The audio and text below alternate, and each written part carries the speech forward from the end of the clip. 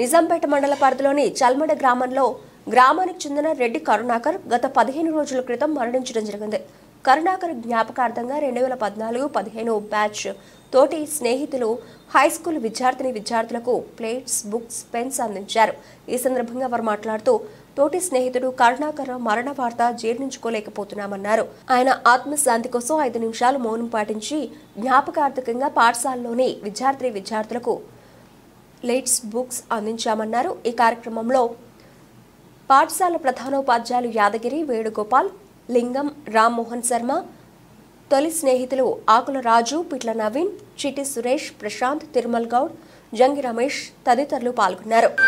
వాళ్ళు ముఖ్యంగా మన పాఠశాలలో ఉన్నటువంటి 65 మంది విద్యార్థులు మధ్యాహ్న భోజనంలో ఆ బ్యాచ్ యొక్క సంవత్సరాలు మధ్యాహ్న భోజనం ప్లేట్ పట్టుకున్నారంటే బ్యాచ్ ఏది బ్యాచ్ గుర్తు రావాలి మీకు? 2014-15 బ్యాచ్ ప్లేట్ పట్టుకోగానే గుర్తొస్తారు.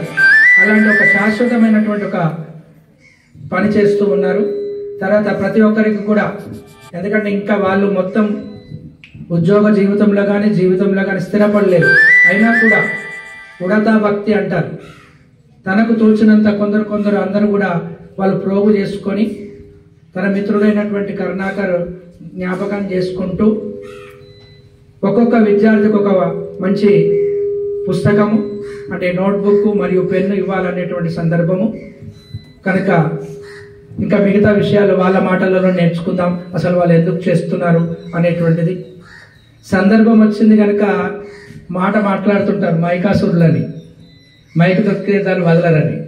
మేము కూడా అదే సందర్భం, ఏ సందర్భం ఏదైనా సరే, ఖర్చు మీదైనా సరే, పాఠశాలలో ఉన్నటువంటి వసతులను, వచ్చినటువంటి వసతులన్నీ మీకు తెలియజేస్తే, మీరు మీ గ్రామంలోకి చెప్తే, తద్వారా మన యొక్క పాఠశాల యొక్క ఇదివరలో ఒక 250 మందితో వెలిగిపోయినటువంటి ఈ జెడ్పీహెచ్ఎస్ చల్మడ పాఠశాల పూర్వ వైభవాన్ని సంతరించుకోవడానికి ఇది ఒక వేదికగా మాత్రమే మేము అనుకుంటున్నాము. అందుకే వారికి మరొకసారి ధన్యవాదాలు తెలియజేస్తూ, ముందుగా మా ప్రధానోపాధ్యాయులు, మా బాల్యమిత్రుడు, ఈ స్కూల్లోనే మీలాగే మాతో పాటు చదువుకొని ఈ స్కూల్లోనే తిరిగి ఆడుతూ ఉన్న మా మిత్రుడు మా మధ్య నుండి అకాలంగా వెళ్ళిపోయిన సందర్భంగా అతడి జ్ఞాపకార్థంగా మాకు చిన్నపిల్లలే రేపటి పౌరులుగా మీ జీవితాలు బాగుండాలనే విధంగా, అతని జ్ఞాపకార్థంగా ఉండాలనే విధంగా మేము చిన్న ఉత్తభక్తి సాయంగా మా వంతుగా ప్లేట్స్, బుక్స్ పంచాలకు అనుకున్నాము. అదే విషయం సార్లకు ఉపాధ్యాయులకు చెప్పినప్పుడు కూడా వాళ్ళు మమ్మల్ని ఎంతో ప్రోత్సహించారు. మా మిత్రుడు ఎంతో సంతోషంగా మా మధ్యలో తిరుగుతూ ఉన్నప్పుడు మేము అతనితో చాలా సంతోషంగా ఉన్నాము. అలాంటి మిత్రులను మా మధ్య నుంచి కోల్పోవడం మాకు చాలా బాధాకరంగా ఉంది. మీరు చిన్నప్పటి నుండి మీ మిత్రులతో కలిసి ఉంటున్నారు. ఏ చిన్న సమస్య వచ్చినా సరే మిత్రులతో పంచుకోవడము, ఉపాధ్యాయులతో చెప్పుకోవడము, వాళ్ళ సమస్యను పరిష్కరించలేకపోయినా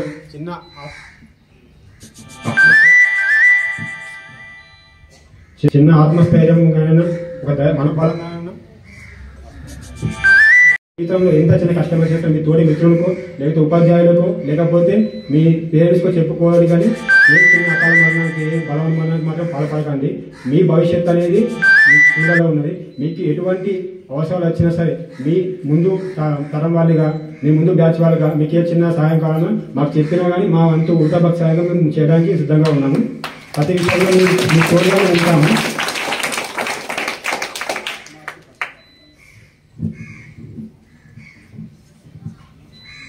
ఇప్పుడు చాలా జరుగుతున్న విషయాలు ఏంటంటే, ఏ చిన్న విషయాలకైనా ఫస్ట్ ప్రియారిటీగా, ఏ చిన్న కష్టం వచ్చినా ఫస్ట్ సొల్యూషన్గా అనుకునేది ఆత్మహత్యలు తీసుకుంటున్నారు. అలా కాకుండా ఏ చిన్న కష్టాన్ని సరే ఎదుర్కొనే విధంగా మీరు మనోబలాన్ని పెంపొందించుకోవాలి. మీరే రేపటి పౌరులుగా మీరు ఈ దేశానికి ఎంతో సేవ చేసే విధంగా ఉంటారు. ప్రతి చిన్న కష్టాన్ని మీరు కుంగిపోయి ఏదో అయిపోయింది, ఏదో జీవితంలో నాశనం అయిపోయింది అనుకోకుండా ప్రతి చిన్న విషయాన్ని కష్టంతో ముందుకు ఎదుర్కొని మీరు మనోబలాన్ని, మనోధైర్యాన్ని, ఆత్మధైర్యాన్ని కూడబెట్టుకొని ఆ కష్టాన్ని ఎదిరించి కష్టాలతో పోరాడి మేము చేయగలుగుతాము అనే విధంగా మీరు చేయాలని మా యొక్క కోరిక. ఈ జీవితం అనేది చాలా చిన్నది. మనం చనిపోయిన మా శివ పథకం చేస్తే జననం మరణం మధ్యలో వచ్చిన గీతంతే మన జీవితము. ఆ జీవితాన్ని కూడా మన జీవితం మనం నాశనం చేసుకోకూడదు. ఎంత పెద్ద కష్టం వచ్చినా సరే, ఎంత చేజారిపోయిన విషయాలు ఉన్నా సరే, ప్రతి ప్రాబ్లంకు చిన్న సొల్యూషన్ ఉంటే ఆ సొల్యూషన్ వెతుక్కోవాలి. అయితే ఆ కష్టాన్ని మనం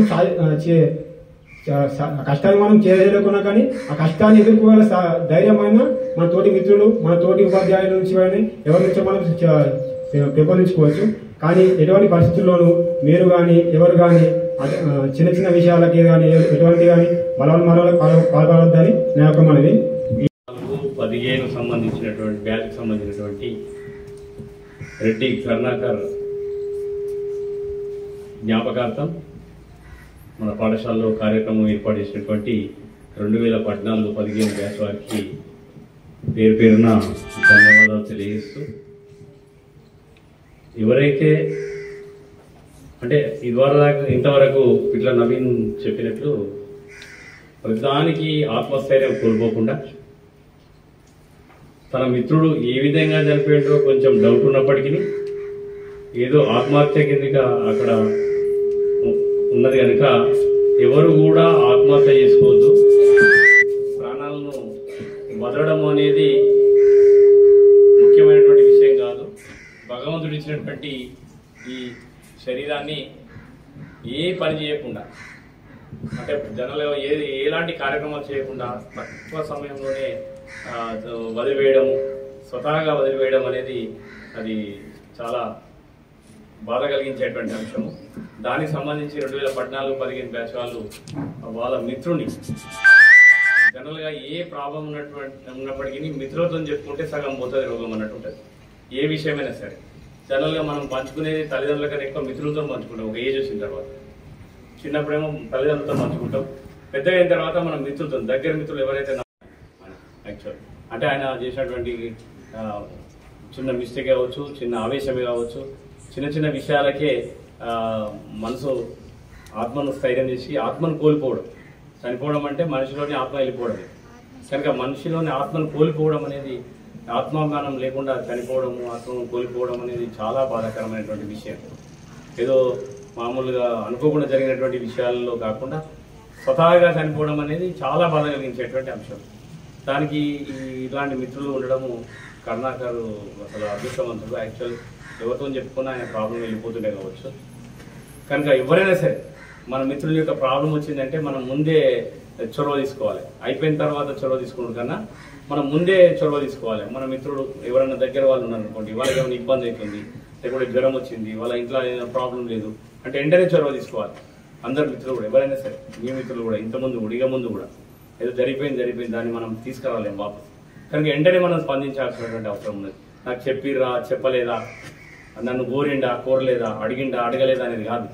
కనుక మనకు ఎవరైతే దగ్గర ఉంటారో, దగ్గర వాళ్ళకి, ఇక దూరం వాళ్ళ సంగతి తర్వాత, మనకైతే ఎవరైతే దగ్గర ఉంటారో, మిత్రులతో ఉంటారో వాళ్ళకి వెంటనే స్పందించాలి. అది మంచి కానీ చెడు కానీ, వాళ్ళ ఇంట్లో ప్రాబ్లం వచ్చినా ఏదైనా. కనుక మనం కూడా, మీరు కూడా ఇప్పుడు యువకులంతా, నేను చాలా బాధాకరమైనటువంటి విషయం, మీకు వచ్చి నేను 1 year అవుతుంది. ఎవరు అడిగినా ఒక తండ్రి ఉండడు. ఒక పిల్లలకి మన క్లాస్లో ఒక 2-3కి తండ్రి లేని వాళ్ళని చాలామంది చూసాను. నా కళ్ళ నీళ్ళు వచ్చినాయి. చాలామందిని నేను ఎందుకంటే కొత్తగా రాగానే నేను అడిగితే మీ తండ్రి ఏం చేస్తాడు, రమ్మని చెప్పు అది అనే వరకల వాళ్ళు ఏమన్నారంటే అదే లేట్ సార్ అని చెప్పి ఒక కనీసం క్లాస్కి 2-3 మా స్కూల్లో. అది చాలా బాధాకరం. నేనైతే నా కళ్ళలో నీళ్ళు వచ్చినాయి ఆ రోజు. కనుక మీరు కూడా చాలా మటుకు మీరు ఏదైనా చిన్న ప్రాబ్లం ఉంటే మిత్రులు కానీ, గ్రామ యువకులు కానీ అందరూ కూడా మనము ఒక షేర్ చేసుకోవాల్సినటువంటి అవసరం ఉంది. ఎప్పుడు కానీ రోగం షేర్ చేసుకుంటే పోతాయంటారు, ధనం దాచుకుంటూ ఉంటారండి.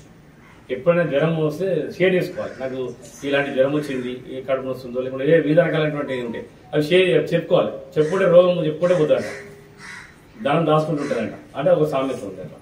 కనుక అట్లా మనం ఏదైనా కానీ చిన్న విషయాన్ని ప్రాబ్లమ్ని చెప్పుకోవాలి. ఇప్పుడు మీ విద్యార్థులు కూడా అంతే, మీ సొంత ప్రాబ్లమ్స్ వచ్చినా, ఇంట్లో ఎవరికైనా వచ్చినా, మీతో చెప్పిన ఇంతకుముందు చెప్పినట్టు సార్లతో కానీ, మీ తల్లిదండ్రులతో కానీ, మీ అక్కజనులతో కానీ, ఆ తర్వాత మిత్రులతో కానీ ప్రతి విషయాన్ని షేర్ చేసుకోవాలి. షేర్ చేసుకుంటే మనకు సగము బాధ తీపినట్టు అనిపిస్తుంది. మీరు సహజంగా మీరు చూసి ఉంటారు. ఎప్పుడన్నా మేము కూడా ఏదైనా ఇబ్బంది అయితే మా దోస్తులకు చెప్తే ఆ విధంగా